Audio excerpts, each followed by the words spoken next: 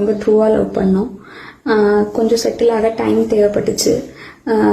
மே 30 அப்போ வந்துட்டு சுஜித்தும் கவினும் பேசிட்டாங்க. அப்போ அந்த டைமுக்கு வந்துட்டு அப்பா கிட்ட சுஜித் சொல்லிட்டான். அப்பா வந்துட்டு இந்த மாதிரி லவ் பண்ணுறியான்னு என்கிட்ட கேட்டப்ப இல்லைப்பா நான் லவ் பண்ணல அப்படின்னு சொல்லிட்டேன். ஏன்னா கவின் என்கிட்ட டைம் கேட்டிருந்தான். இன்னொரு 6 months கழிச்சு சொல்லு ப்ளீஸ் அப்படின்னு சொல்லியிருந்தான்.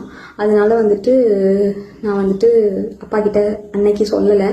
அதுக்குள்ளே நெக்ஸ்ட் அப்கமிங் மந்த்துக்குள்ளே இப்படி ஆயிடுச்சு. 2 பேருக்குள்ளே என்ன கான்வர்சேஷன் போச்சுங்கிறது தெளிவாக தெரியாது. ஆனால் கவினுக்கு ஃபோன் பண்ணி சுஜித் வந்துட்டு பொண்ணு கேட்க வாங்க, இவ மேரேஜ்க்கு மூவ் பண்ணாதான் அடுத்து என்னோட ப்ரொஃபஷனை பார்க்க முடியும் அப்படின்னு சொன்னான் அப்படிங்கிறது எனக்கு தெரியும் கண்டிப்பாக.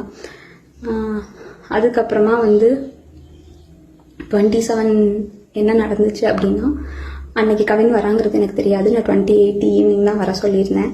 அவங்க தாத்தாக்கு தலையில் சூச்சர்ஸ் இருந்ததுனால நான் வந்துட்டு ரூம் பார்த்துட்டு அட்மிட் பண்ணணும்னு யோசிச்சிருந்தேன். அப்போ வந்துட்டு ஆஃப்டர்நூன் மங்கம்மாள் சாலைக்கிட்ட வந்து நின்றுட்டு தான் எனக்கு வந்துட்டு தெரியவே செய்யும் அவங்க வந்திருக்காங்கன்னு சொல்லிட்டு. ஸோ டேரெக்டாக நான் அங்கே ஐபிக்கு கூட்டிகிட்டு போயிட்டு கவின் உள்ளே வந்தான். பட் அவங்க மாமா கிட்டேயும் மட்டும்தான் நான் பேசிகிட்டு இருந்தேன். பேசிட்டே அப்படியே கவின் வெளியே போயிட்டான். அங்கேருந்து கிளம்புறப்பந்தான் அவங்க அம்மாவும் கிளம்புறப்பந்தான் கவின் எங்கே அப்படிங்கிறதே நாங்கள் யோசித்தோம். நான் ட்ரீட்மெண்ட் ப்ரொசீஜர்ஸ்லாம் எக்ஸ்பிளைன் பண்ணிட்டு இருந்தேன். அப்போ யோசிச்சுட்டு நான் வந்துட்டு சொன்னேன். அவங்க அம்மா வந்துட்டு கால் பண்ணாங்க, அவனுக்கு எடுக்கல. நானும் கால் பண்ணி எடுக்கல. நீங்கள் வேணால் பசிக்குதுன்னு சொன்னாங்க அவங்க அம்மா, சாப்பிட போங்க, நான் வேணால் வர சொல்கிறேன்னு சொல்லியிருந்தேன்.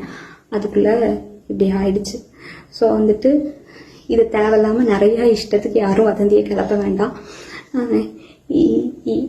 உங்களுக்கு தோணுது எல்லாத்தையும் பேசாதீங்க. எங்கள் அப்பா அம்மாவுக்கு இதில் எந்த சம்மந்தமுமே கிடையாது, அவங்களுக்கு தெரியாது. இதை இதோட விட்டுருங்க.